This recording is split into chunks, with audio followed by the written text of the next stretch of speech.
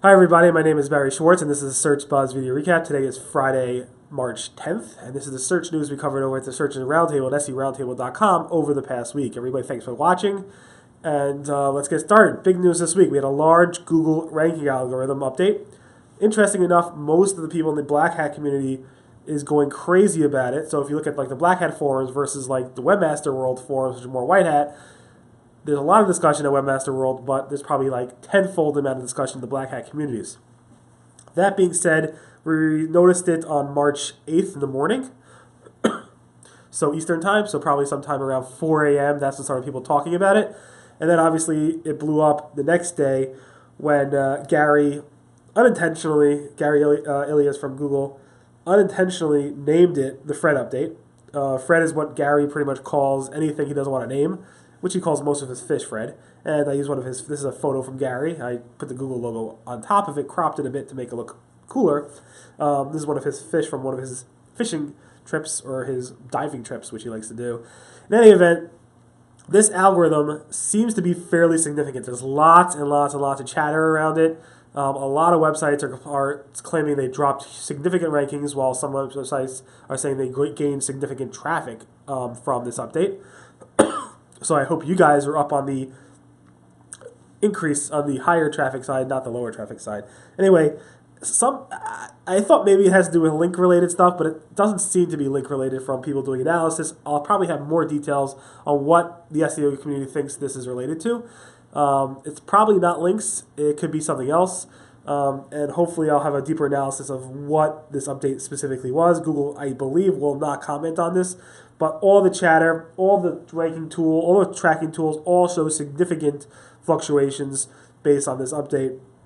And again, it does seem to be more Black Hat focused, but I don't know if it's links, or quality content, or hitting like just affiliates or whatever it might be. I'm not sure.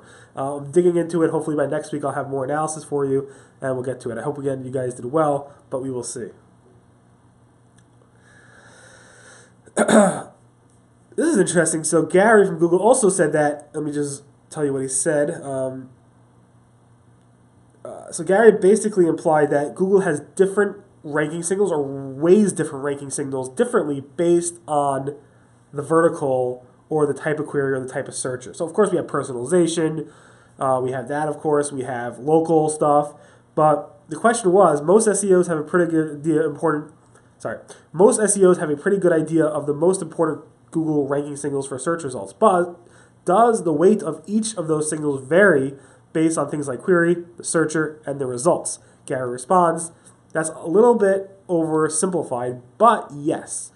So again, it's hard to know what exactly he's saying. I believe Google has said it time and time again, the algorithms really don't differ by vertical or niche.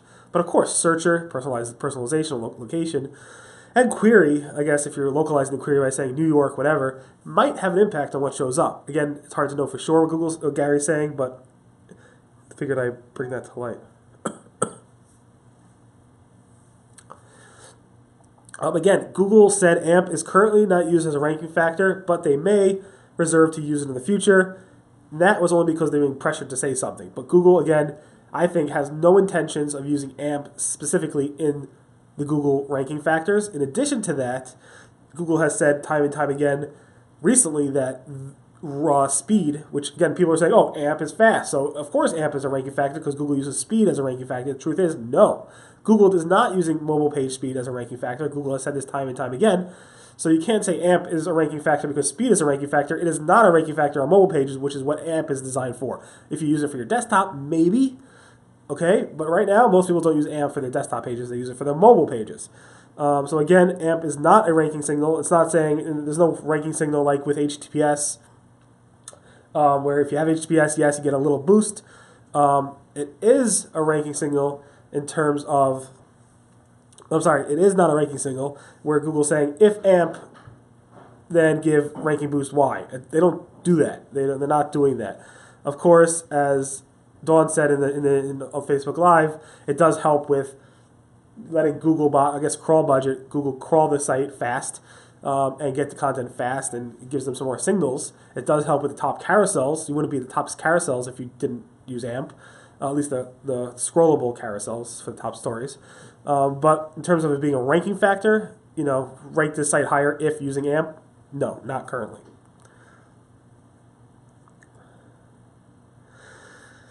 Gary, my good friend at Google, pretty much took a dig at us this morning, at least the ones that read our website and comment on our website. He basically said, and let me zoom in there so you can see it.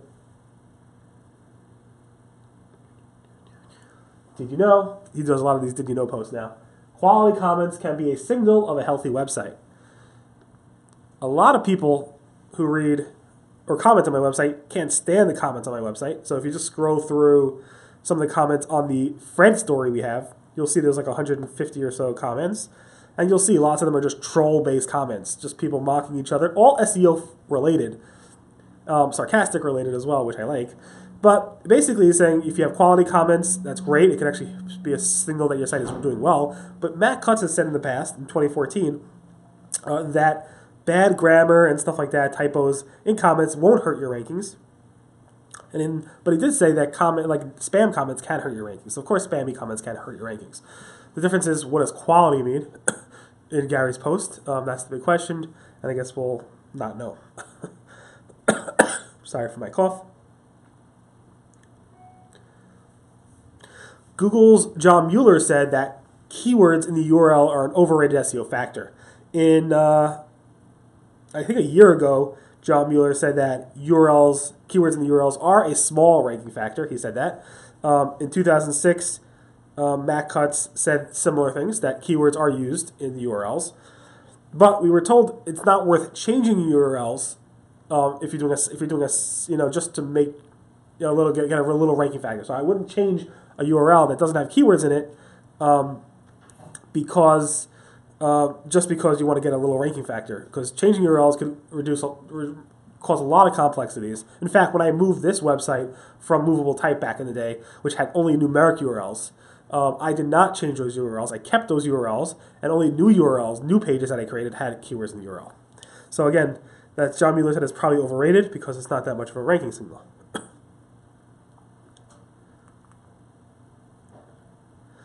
Here's John Mueller defending publishers for not wanting to link out. So one of the big criticisms that we have is that, the New York Times or these major publications are not linking to the source. They're just citing the source, or not even citing the source, just taking credit for it.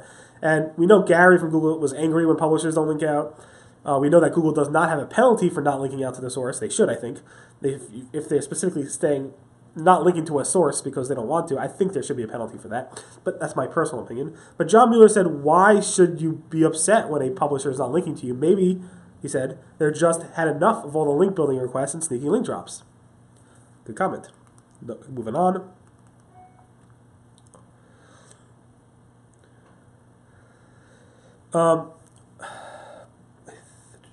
Brittany Mueller from Moz said she did an experiment, and she said that she had a feature snippet.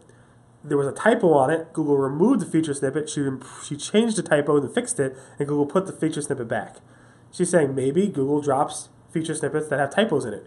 Not sure if that's the case. Google's constantly tweaking the feature snippets. One could be there this hour, be removed the next hour. I mean, do analysis and any of these feature snippets. They come and go very, very quickly. So I'm not sure if that's the case, but if it is, that's pretty cool. John Mueller from Google said that YouTube embeds maybe could go ahead and slow down your page speed score. He said typically YouTube embeds are very well optimized compared to other video embeds, but they could have an impact if you're depending on the way you implement it. So just keep that in mind. Somebody asked him that question. Google Webmaster Tool or Search Console is sending out notifications for those who have AMP viewer URLs with the incorrect host name. So if you're using like a CDN and you're using a random .amazonaws.com and it's the wrong subdomain or CNAME, Google will send you a notification that you're using the wrong CNAME in Google Search Console. I have not seen anybody complain about that yet, but John Mueller went ahead and tweeted that. Also, John Mueller said that it looks like a page render tool, a new one, is coming to Google Search Console to basically show you what Google sees when they render a page. Of course, we do have the Fetch and Render tool, which does show you that. So the question is, how is that different? And John Mueller told me not which part you're referring to, but sometimes it's useful to see the rendering HTML source DOM. So I guess maybe with more Ajax-y based sites and so forth. We'll see. Hopefully that's coming out soon. Google did a survey asking webmasters, do they want the site command and why do they use the site command? A few weeks ago, Google promised, or a month ago, Google promised they will keep the site command in the search results. It's very, very useful for not just SEO purposes, which you guys know how useful that is for SEO purposes, but for searchers. I'm constantly using site commands to find specific articles or content on specific websites by specific authors. And I'm constantly using that feature, and I find it useful. But Google's actually going ahead and asking SEOs what do they want to use it for, and maybe they'll add some features in Search Console for site-based queries. For your own site, obviously, not for other people's sites. You need it for other people's sites. Anyway, Google has a new features for Google AdWords click-to-call. Specifically, account-level extensions are now rolling out to advertisers. Automated call extensions is rolling out over the next few months. And they redesigned the call extensions to look more like this, with business names and so forth. And they also have new reporting features being released soon. So take a look at that if you're on the AdWords side. Google AdWords keeps telling us that AdWords emojis in AdWords are not allowed, but I keep finding them. Why can't they block them? So Clark Boyd, founder for this, you can see a little emoji right there for a hotel, and that's not allowed. So I don't get why Google can't block it, but people keep using it. Google's testing new recipe UIs, user interfaces for recipe search results. Here we covered a similar UI for this in the past, but now it's showing this is what it looks like typically. Like a carousel, but now they're listing them straight out, which is pretty interesting. I personally cannot replicate this.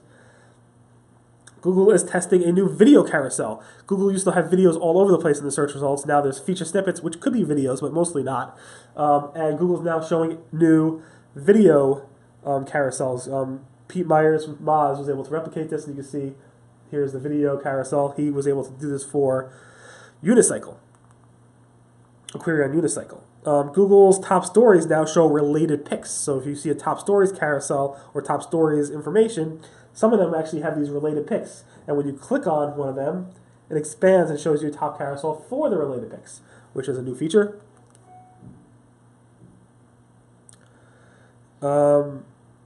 Google search feedback form has been updated to allow you to actually capture screenshots directly in the form. So if you ever click on the footer, there's a feedback link, and you click on it.